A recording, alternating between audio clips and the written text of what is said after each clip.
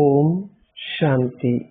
மே 16, 2025 காலை முரளி பாப்தாதா மதுபன். இனிமையான குழந்தைகளே, தந்தையைப் போன்று உங்கள் சுபாவத்தையும் இலகுவானது ஆக்கிக் கொள்ளுங்கள். உங்களுக்கு எந்த அகங்காரமும் இருக்கக்கூடாது. உங்கள் புத்தி ஞானத்தினால் நிறைந்திருக்கட்டும். எந்த அகங்காரமும் இல்லாதிருக்கட்டும். கேள்வி: சில குழந்தைகள் சேவை செய்யும் பொழுது எவ்வாறு சிறு குழந்தைகளையும் விட குழந்தைத்தனம் நிறைந்தவர்களாக உள்ளார்கள்? பதில்: சில குழந்தைகள் தொடர்ந்தும் சேவை செய்து பிறருக்கு ஞானத்தை கூறுகின்றார்கள். ஆனால் அவர்கள் தந்தையை நினைவு செய்வதில்லை. அவர்கள் கூறுகிறார்கள், பாபா, நான் உங்களை நினைவு செய்ய மறந்துவிடுகின்றேன். எனவே பாபா அவர்களை சிறு குழந்தைகளையும் விட குழந்தைத்தனம் நிறைந்தவர்கள் என்று அழைக்கின்றார். ஏனெனில் பொதுவாக குழந்தைகள் தங்கள் தந்தையை மறப்பதில்லை. உங்களை இளவரசர்களாகவும் இளவரசிகளாகவும் ஆக்குகின்ற தந்தையை நீங்கள் ஏன் மறந்துவிடுகின்றீர்கள்? நீங்கள் அவரை மறந்தால் உங்களால் எவ்வாறு உங்கள் ஆஸ்தியை பெற முடியும்?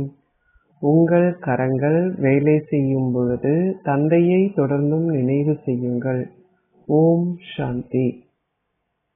இக்கல்வியின் இலக்கும் குறிக்கோளும் குழந்தைகளாகிய உங்கள் முன்னிலையில் உள்ளன. தந்தை ஒரு சாதாரண ஷரீரத்தில் உள்ளார் எனவும் அதுவும் ஒரு வயோதிப ஷரீரம் எனவும் குழந்தைகளாகி நீங்கள் அறிவீர்கள். அங்கு அவர்கள் வயோதிபர் ஆகும் பொழுதிலும் சந்தோஷமாகவே இருக்கிறார்கள். ஏனெனில் தாங்கள் மீண்டும் குழந்தைகளாக பிறப்போம் என்பதை அவர்கள் அறிவார்கள். இவருக்கும் இது தெரியும். அத்துடன் இவர் தான் என்னவாகுவேன் என்பதை அறிந்து சந்தோஷத்தில் உள்ளார்.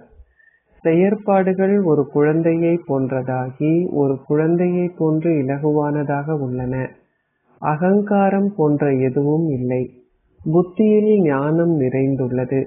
இவரது, அதாவது பிரம்மா பாபாவின் புத்தி எவ்வாறு உள்ளதோ அவ்வாறே உங்களுடைய புத்தியும் இருக்க வேண்டும்.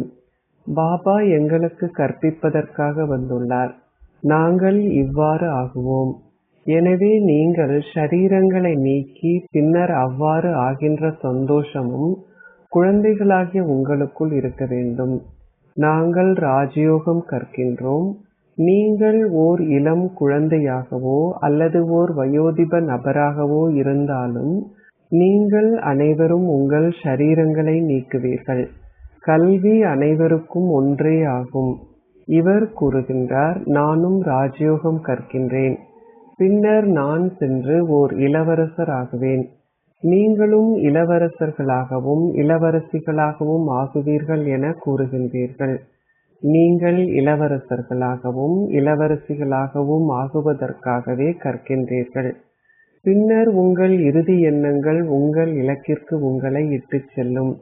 நீங்கள் யாசிப்பவர்களில் இருந்து இளவரசர்கள் ஆகுவீர்கள் என்ற நம்பிக்கை உங்கள் புத்தியில் உள்ளது.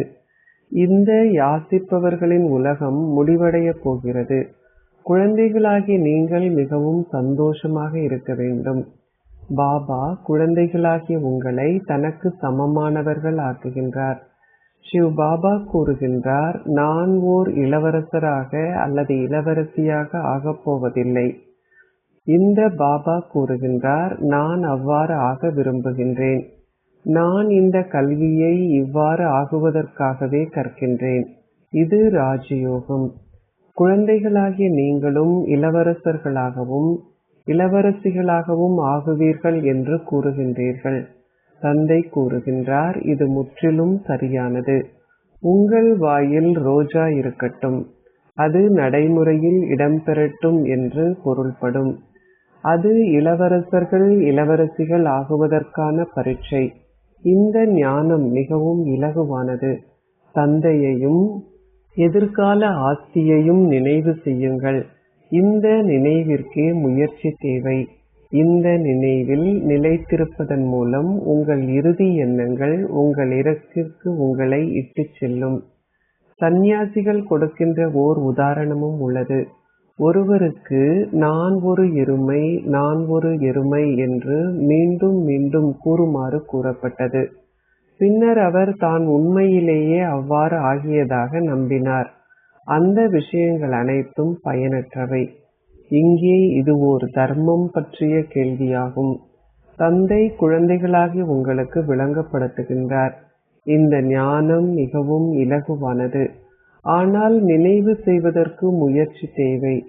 பாபா அடிக்கடி கூறுகின்றார், நீங்கள் ஒரு பேபி.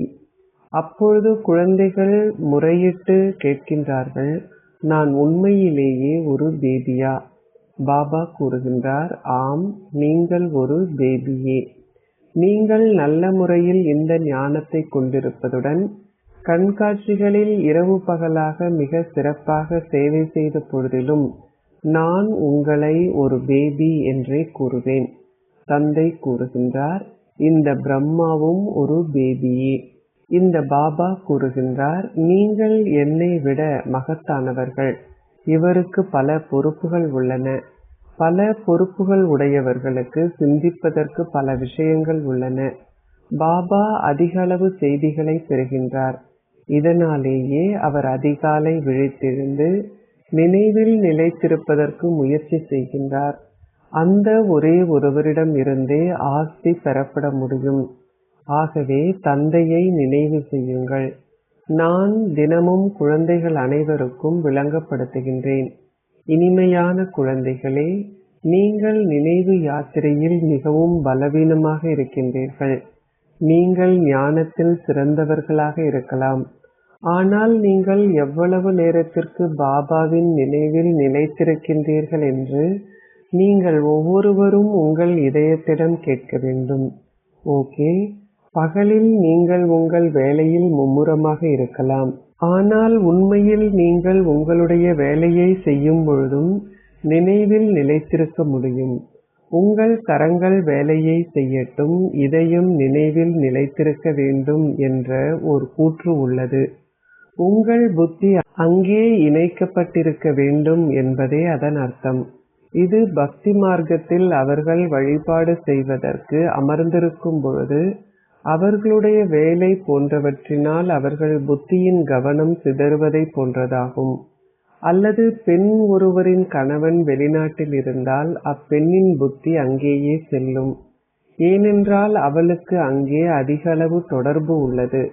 ஆகவே நீங்கள் மிக நன்றாக சேவை செய்தாலும் உங்களிடம் பேபி புத்திகளே உள்ளன என்று பாபா இன்னமும் கூறுகின்றார்.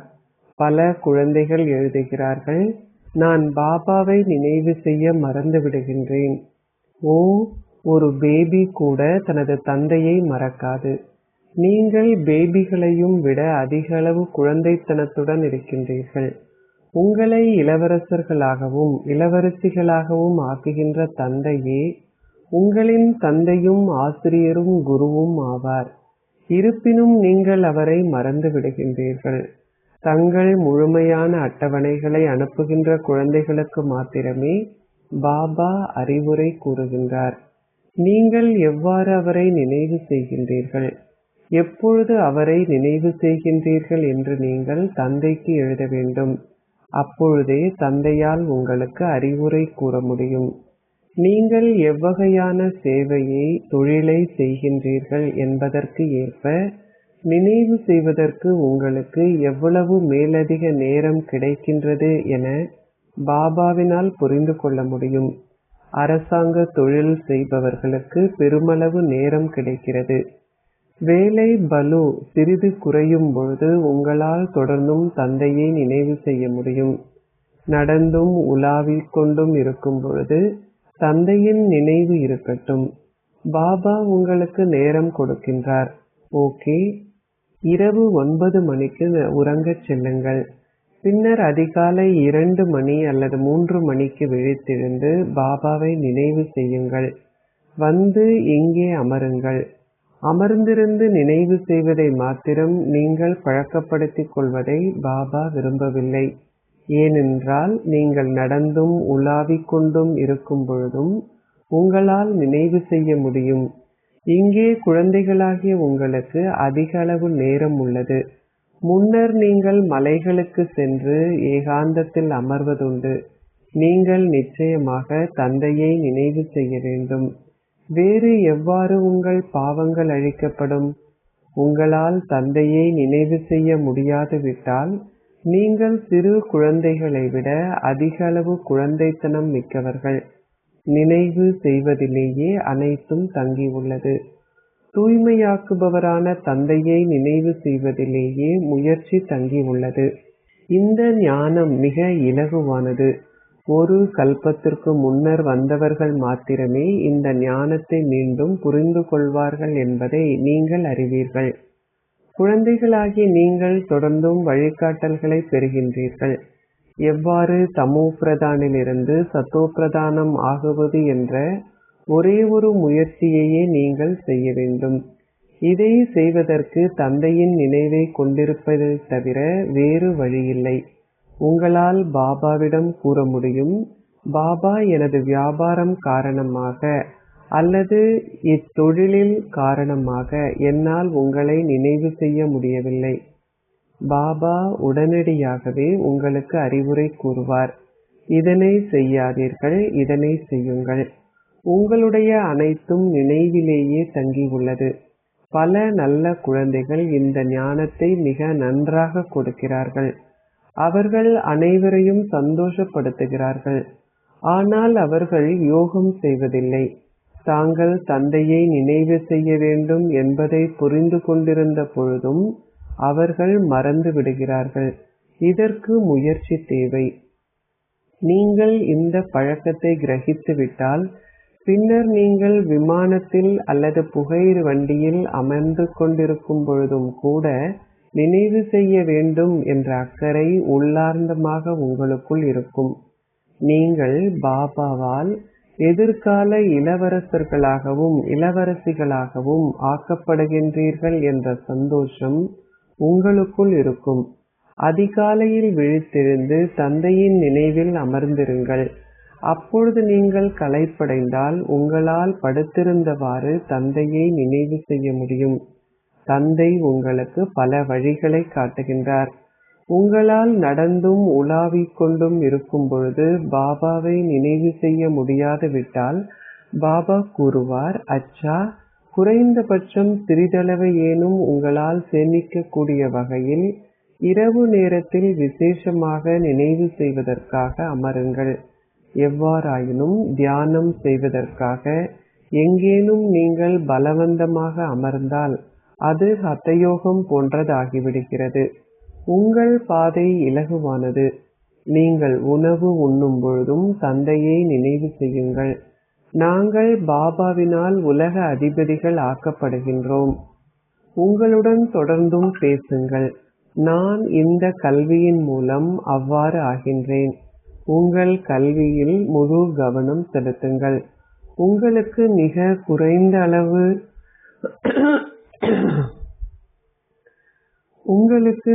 குறைந்த அளவு பாடங்களே உள்ளன. பாபா மிக சிறிதளவே விளங்கப்படுத்துகின்றார். உங்களுக்கு எதுவும் புரியாது விட்டால் அப்பொழுது பாபாவிடம் கேளுங்கள். உங்களை ஆத்மாக்கள் என கருதுங்கள். இந்த ஷரீரங்கள் பஞ்சபூதங்களால் ஆக்கப்பட்டுள்ளன. உங்களை ஷரீரமென்று கருதுவது பஞ்சபூதங்களால் ஆனதோர் ஆவி என்று உங்களை கருதுவது என்றே அர்த்தம். இது அசுர உலகம், அது தெய்வீக உலகம். இங்கே அனைவரும் ஷரீர உணர்வுடையவர்கள். எவருக்குமே தான் ஓர் ஆத்மா என்பது தெரியாது. எப்பொழுதும் சரியும் பிழையும் உள்ளன. உங்களை அழிவற்ற ஆத்மா என்று கருதுவதே சரியான புரிந்துணர்வாகும். உங்களை அழியக்கூடிய ஷரீரம் என்று கருதுவது பிழையான புரிந்துணர்வாகும். பெருமளவு ஷரீர அகங்காரம் உள்ளது. தந்தை இப்பொழுது கூறுகின்றார், உங்கள் ஷரீரத்தை மறந்துவிடுங்கள், ஆத்ம உணர்வுடையவர்கள் ஆகுங்கள். இதை செய்வதிலேயே முயற்சி உள்ளது. நீங்கள் 84 பிறவிகள் எடுத்துள்ளீர்கள். நீங்கள் இப்பொழுது வீடு திரும்ப வேண்டும். நீங்கள் 84 பிறவிகளை எடுப்பதனால் உங்களுக்கு அது மிகவும் இலகுவாகவே உள்ளது. சூரிய வம்சத்திற்குரிய தேவர்கள் 84 பிறவிகளை எடுக்கிறார்கள் என்பதை நீங்கள் சரியாக எழுத வேண்டும். குழந்தைகளாகிய நீங்கள் தொடர்ந்தும் கற்கின்றீர்கள். திருத்தங்களும் தொடர்ந்தும் இடம் பெறுகின்றன. ஒரு லௌகீக கல்வியிலும் அது வரிசை கிரமமானது. நீங்கள் குறைவாக கற்றால் சிறிது சம்பளத்தையே பெறுவீர்கள். ஒரு சாதாரண மனிதரில் இருந்து நாராயணன் ஆகுவதற்கான உண்மையான அமரத்துவ கதையை கேட்பதற்கு இப்பொழுது குழந்தைகளாகிய நீங்கள் பாபாவிடம் வந்துள்ளீர்கள். இந்த மரண பூமி இப்பொழுது அழிக்கப்பட உள்ளது. இப்பொழுது நாங்கள் அமரத்துவ தாமத்திற்கு செல்ல வேண்டும். எவ்வாறு தமோ பிரதானிலிருந்து சத்தோ பிரதானம் ஆகுவது, தூய்மை அற்றவர்களிலிருந்து தூய்மையானவர்கள் ஆகுவது என்பதை பற்றியே குழந்தைகளாகிய நீங்கள் அக்கறை கொள்ள வேண்டும். தூய்மை ஆக்குபவராகிய தந்தை குழந்தைகள் அனைவருக்கும் ஒரே வழிமுறையையே காட்டுகின்றார். அவர் கூறுகின்றார், தந்தையை நினைவு செய்து உங்கள் அட்டவணையை எழுதுங்கள். நீங்கள் மிகவும் சந்தோஷமாக இருப்பீர்கள். உங்களுக்கு இப்பொழுது இந்த ஞானம் உள்ளது. ஆனால் உலகமோ கார் இருளில் உள்ளது. நீங்கள் இப்பொழுது ஞானோதயத்தை பெறுகின்றீர்கள். நீங்கள் திரிநேத்ரியும் திரிகாலதரிசியும் ஆகின்றீர்கள். இந்த ஞானம் எங்கும் பெறப்பட முடியும் எனவும் அது புதிதல்ல எனவும் கூறுகின்ற பலர் உள்ளார்கள். ஓ, ஆனால் வேறு எவரும் இந்த ஞானத்தை பெறுவதில்லை. அத்துடன் அவர்கள் எங்காவது இந்த ஞானத்தை பெற்றாலும் கூட அவர்களால் அதன் மூலம் எதையுமே செய்ய முடியாதுள்ளது. ஒரு சாதாரண மனிதரிலிருந்து நாராயணனாக மாறுவதற்கான முயற்சியை வேறு எவராவது செய்கின்றார்களா? முற்றிலும் இல்லை. அதிகாலை பொழுது மிகவும் சிறந்தது என்று குழந்தைகளாகிய உங்களுக்கு தந்தை கூறுகின்றார். அனைத்தும் அமைதி நிறைந்ததும் சூழல் மிகவும் சிறந்ததாக இருப்பதனால் நீங்கள் பெருமளவு சந்தோஷத்தை பெறுகின்றீர்கள். இரவு 10 மணியிலிருந்து நள்ளிரவு வரை மிகவும் சீர்கெட்ட சூழல் உள்ளது. இதனாலேயே காலை பொழுது மிகவும் சிறந்தது. நேரத்துடன் உறங்கி பின்னர் அதிகாலை 2 மணி அல்லது 3 மணிக்கு விழித்தெழுங்கள். சௌகரியமாக அமர்ந்திருந்து பாபாவுடன் பேசுங்கள். உலக வரலாற்றையும் புவியலையும் நினைவு செய்யுங்கள். சிவ் பாபா கூறுகின்றார், நான் படைப்பவரினதும் படைப்பினதும் ஞானத்தை கொண்டிருக்கின்றேன். நான் ஆசிரியராகி உங்களுக்கு கற்பிக்கின்றேன். ஆத்மாக்களாகிய நீங்கள் தொடர்ந்தும் தந்தையை நினைவு செய்கின்றீர்கள். பாரதத்தின் புராதன யோகம் மிகவும் பிரபல்யமானது. அந்த யோகம் யாருடன் செய்யப்படுகின்றது என்பதையும் நீங்கள் எழுத வேண்டும். அது பரமாத்மாவுடனான ஆத்மாக்களின் யோகம். வேறு வார்த்தைகளில் கூறினால் அது நினைவு செய்தல் ஆகும். நீங்கள் முழுமையான 84 பிறவிகளையும் எடுக்கின்ற சகல துறை வல்லுநர்கள் என்பதை குழந்தைகளாகி நீங்கள் அறிவீர்கள். பிராமண குலத்திற்கு உரியவர்கள் மாத்திரமே இங்கு வருவார்கள். நாங்கள் பிராமணர்கள். நாங்கள் இப்பொழுது தேவர்கள் ஆகப் போகின்றோம். சரஸ்வதியும் இவரின் புதல்வி. நான் வயோதிபர். ஆனால் நான் இப்பொழுது இந்த சரீரத்தை நீக்கி ஓர் அரசருக்கு பிறக்க வேண்டும் என்று மிகவும் சந்தோஷமாக இருக்கின்றேன். நான் இப்பொழுது கற்றுக்கொண்டிருக்கின்றேன். பின்னர் என் வாயில் தங்க கரண்டி இருக்கும்.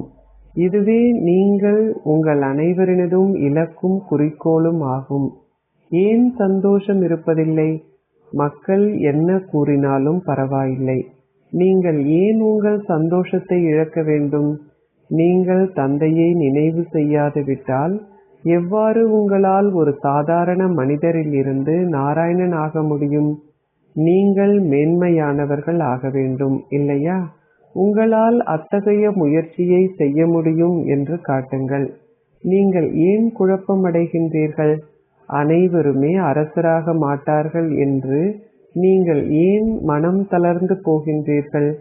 அனைவருமே ஓர் அரசராக போவதில்லை என்று எண்ணிய கணமே நீங்கள் சித்தியடைவதில்லை. ஒரு கல்லூரியில் சட்ட நிபுணர் அல்லது பொறியியலாளராக ஆகுவதற்கு கற்கும் பொழுது அனைவரும் சட்ட நிபுணர்கள் ஆக மாட்டார்கள் என அவர்கள் கூறுவதில்லை. அவர்கள் கற்காது விட்டால் சித்தியடைவதில்லை. முழு மாலையும் 16,108 ஆனது.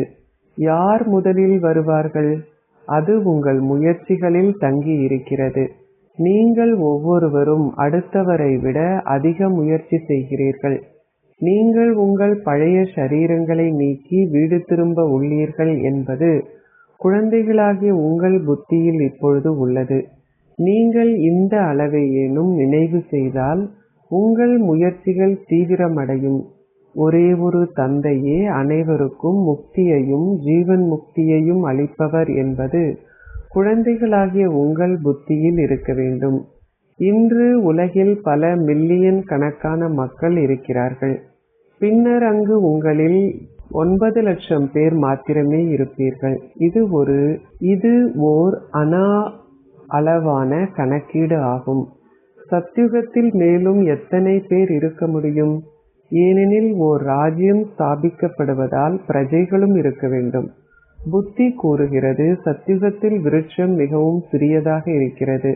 அது அழகானது. அதன் பெயரே வைகுந்தமாகிய ஸ்வர்க்கமாகும். முழு சக்கரமும் குழந்தைகளாகிய உங்களின் புத்தியில் தொடர்ந்தும் சுழல்கிறது. நீங்கள் தொடர்ந்தும் அதை சதா காலமும் சுழற்றி வந்தால் அது மிகவும் நல்லது. இது ஒரு பழைய சப்பாத்து. ஆதலால் வருகின்ற இந்த இருமலும் கர்ம வேதனையாகும். நான் இங்கே புதிய ஒன்றை பெறப்போவதில்லை.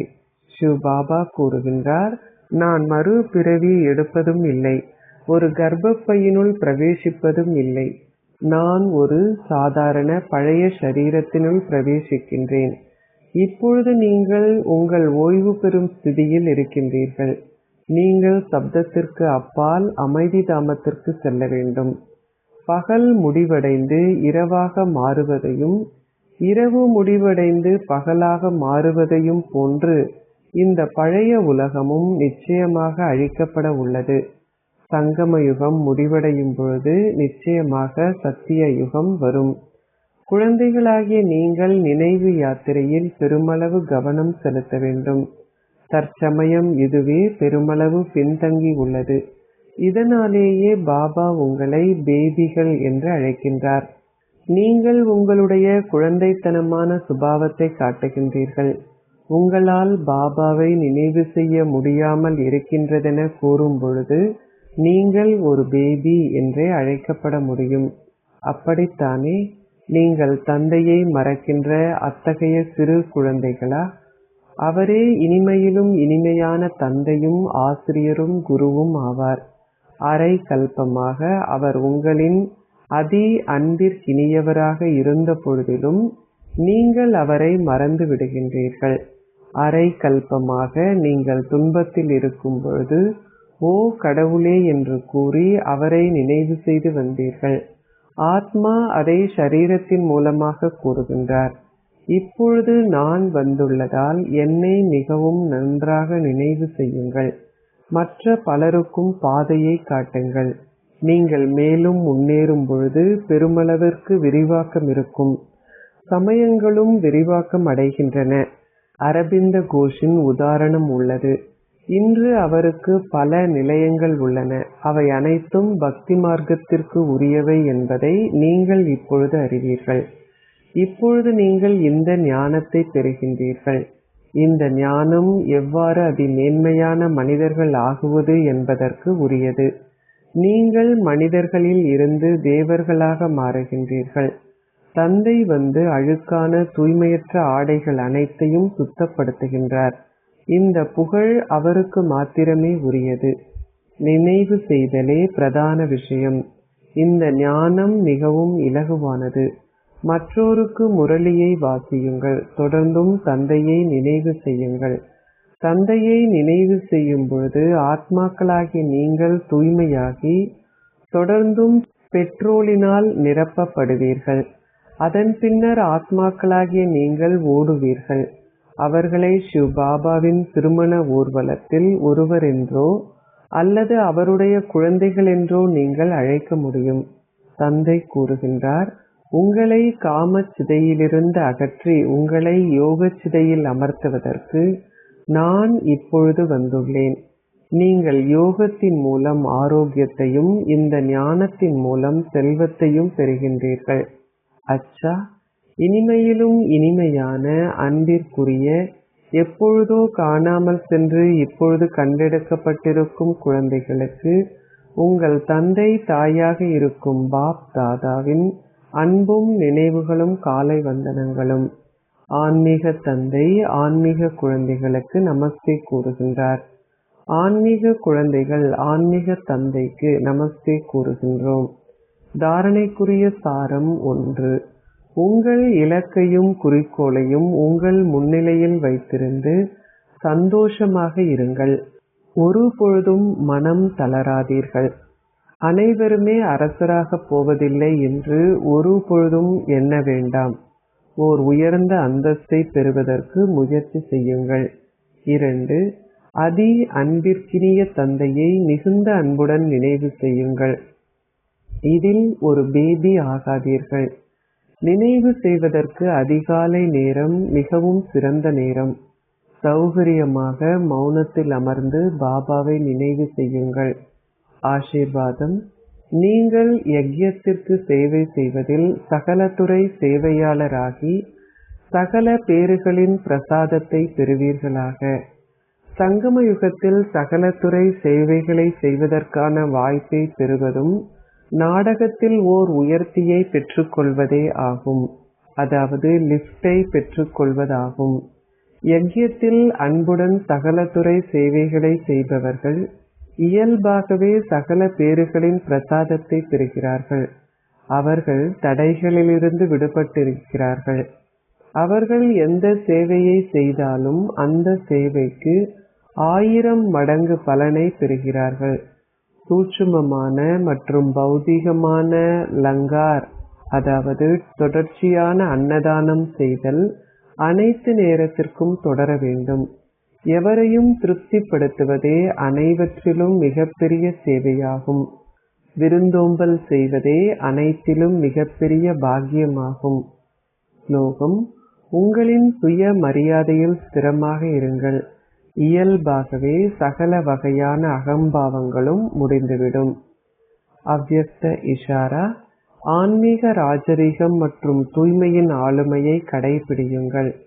உலகிலுள்ள அரச குடும்பத்தை சார்ந்தவர்கள் ஒரு பொழுதும் தமது புத்திகளை அல்லது நேரத்தை அற்ப விஷயங்களில் அல்லது சூழ்நிலைகளுக்கு பயன்படுத்த மாட்டார்கள். அவர்கள் பார்த்தும் பார்க்காமல் இருப்பார்கள், கேட்டும் கேட்காதிருப்பார்கள். அதேபோல் ஆன்மீக ராஜரீகமான ஆத்மாக்களான நீங்கள் உங்களின் புத்திகளை அல்லது நேரத்தை ராஜரீகம் அல்லாத ஆத்மாக்களின் அற்ப விஷயங்களுக்காக பயன்படுத்தக்கூடாது. ஆன்மீக ராஜரீக ஆத்மாக்கள் ஒரு பொழுதும் வீணான அல்லது சாதாரணமான வார்த்தைகளை பேசக்கூடாது. ஓம் சாந்தி.